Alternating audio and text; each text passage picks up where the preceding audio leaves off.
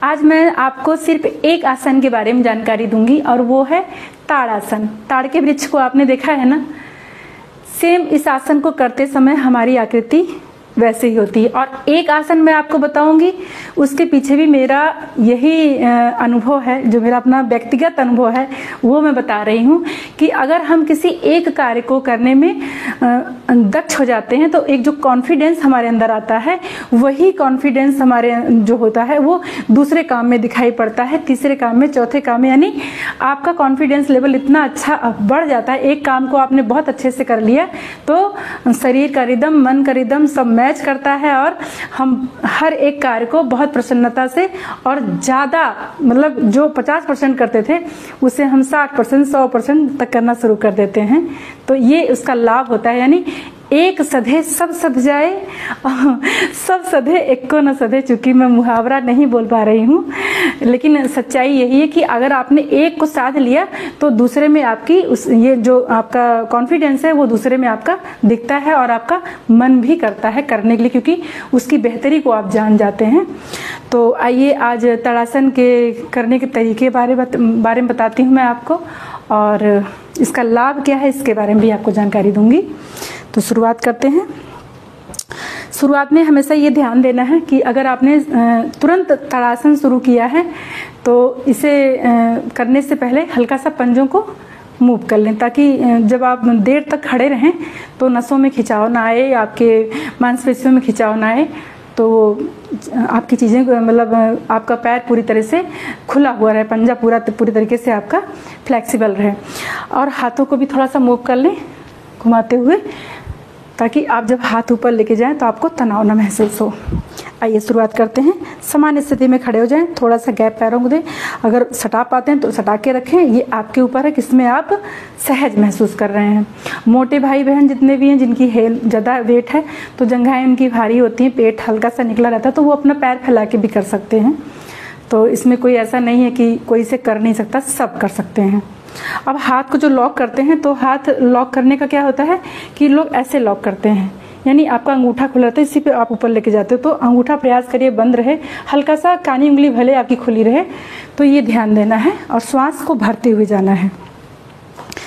पंजे पे आपको खड़े होना है, हाथों को लॉक किया आपने, श्वास को भरते हुए पंजे पे खड़े होते हुए और हाथों को आपने ऊपर खींचा। ऊपर खींचने के बाद में आप सामने एक बिंदु बनाइए और उस पे अपनी आँख को स्थिर कर दें। जब आप अपने आँख को स्थिर कर देंगे तो मन की एकाग्रता बढ़ जाएगी, और जब मन की एकाग्रता बढ़ती है तो शरीर अपने आप ही स्थिर हो जाता है। और जितनी देर आप रुक पाते हैं, शुरुआत 5 सेकंड से करें, 5 से 10 सेकंड, 15 सेकंड, आधा मिनट, 1 मिनट। अगर श्वास को रोक के रख पाते हैं तो बहुत अच्छा है, नहीं रोक के रख पाते हैं और खड़े रह सकते हैं तो छोटी छोटी सांस आप लेते रहिए और निकालते रहिए। और जब आपको लगे कि अब शरीर आपकी क्षमता नहीं है खड़े होने की, तो आराम से हाथों को खोलिए और सामान्य अवस्था में आ जाइए। तो ये आपका हो गया करने का जो तरीका मैंने बताया।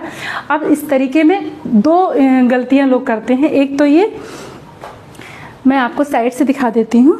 एक तो ये कि जब लोग ऐसे खड़े होते हैं ऐसे करके, तो ये है ऐसे खड़े होकर उनको लगता है कि वो बहुत बेहतर तरीके से उन्होंने इस अभ्यास को कर लिया है ताड़ासन के, पर ये तरीका आपका सही नहीं होता है। होता क्या है, जब हमें खड़े होना है तो आप खड़े हुए और श्वास को खींचते हुए कान के पीछे आपका हाथ जाना चाहिए, ये, और हल्का सा सीना आपका बाहर आएगा।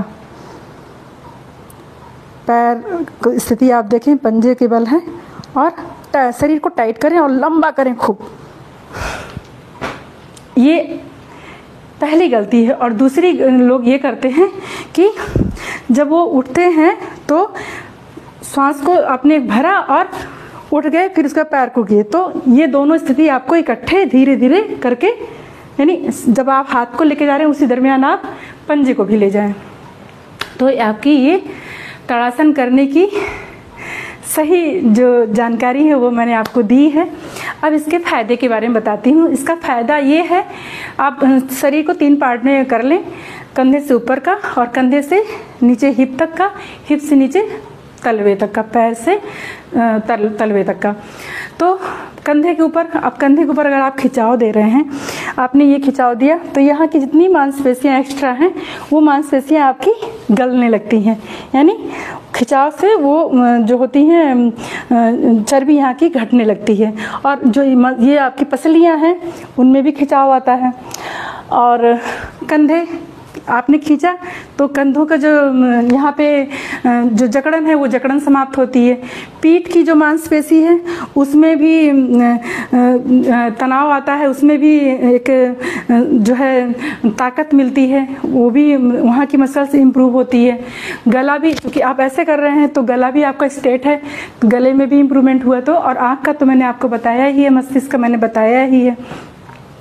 तो ये आपकी इम्प्रूवमेंट आपके हाथ से संबंधित हुई। और जो दूसरी चीज़ है, हाथ हम ऊपर करते हैं तो ज़्यादातर हम हाथ नीचे ही रखें, हमेशा तो हाथ नीचे ही रखते हैं, लेकिन अगर हाथ हमने ऊपर किया तो जो यहाँ से ब्लड सर्कुलेशन होता है वो हमारे हार्ट पे होता है। और वो जो ब्लड सर्कुलेशन होता है जब हार्ट पे होता है, ज़्यादा होता है, तो आपका हार्ट ज़्यादा अच्छे तरीके से कार्य करता है। तो हाई बीपी, लो बीपी और जिनको सोते वक्त अचानक उठ जाते हैं, धड़कन बहुत बढ़ जाती है, ये सारी समस्याएं आपकी समाप्त हो जाती हैं। चित्त की एकाग्रता बढ़ जाती है। ये आपका हो गया ऊपर का। अब इसके बाद में कंधे से नीचे, यानी आपका कंधे से नीचे हिप तक का सारा सिस्टम भगवान ने हमारा यहीं पे बना के रखा हुआ है। सारा ताल माल झाल सब यहीं पे होता है। तो शरीर का जितना ऑर्गन है वो हमारा प्रभावित होता है, क्योंकि जब हम ऐसे खींचते हैं तो हमारा हार्ट, हमारा फेफड़ा और लंग्स, अमाशय, पेंक्रियाज, किडनी, छोटी आंत, बड़ी आंत, जननांग, यानी जितना अंदर ऑर्गन है आपका, सबको आपने अगर खींचा ऐसे करके तो सब में एक स्पेस आता है। अब स्पेस आया तो इसका मतलब है वो स्वतंत्र होकर के अपने कार्य को बेहतर तरीके से करते हैं। और उसका जब वो बेहतर तरीके से करते हैं तो उसका प्रभाव हमारे शरीर में ये दिखता है कि गैस नहीं बनना। भाई ताड़ासन के तो बहुत फायदे हैं, मैं गिनाने लगूंगी तो बहुत समय हो जाएगा। तो गैस नहीं बनना, जो है किडनी बहुत अच्छे से काम करती है, तो मूत्र संबंधी समस्या समाप्त हो जाना, और हार्ट बहुत अच्छे से काम करता है, अमाशय अच्छे से काम करता है, सारे रस अच्छे से निकलना शुरू हो जाता है, तो पेंक्रियाज काम करना शुरू कर देता है। तो सारा सिस्टम हमारा एक्टिव हो जाता है जब हम इसको खींचते हैं श्वास भर के। अब आ गया हिप से नीचे, यानी पैर का भाग। तो पंजे के बल अगर हम खड़े हो रहे हैं तो पंजा हमेशा मस्तिष्क का घोतक होता है। वो मैं एक छोटे उदाहरण से आपको बताती हूँ। जब बच्चा चलना शुरू करता है तो वो, आप कभी भी देखिएगा, सिंपल पैरों से नहीं चलता है, वो पंजे के बल से शुरू करता है, क्योंकि वो कहीं ना कहीं अपने मस्तिष्क को बैलेंस करता है पंजे के माध्यम से। पंजे के माध्यम से मस्तिष्क से बैलेंस लेता है कि मुझे चलना है। तो इसका मतलब है कि आपकी मस्तिष्क बैलेंस कर रही है आपको।